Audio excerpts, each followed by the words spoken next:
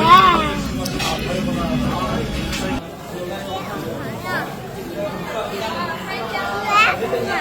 เจี๊ยบไปเข้าห้องน้ำค่ะ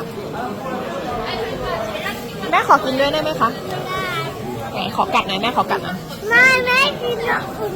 ให้แม่กินอันอื่นเนาะไม่ให้แม่กินอันนี้เหรอคะ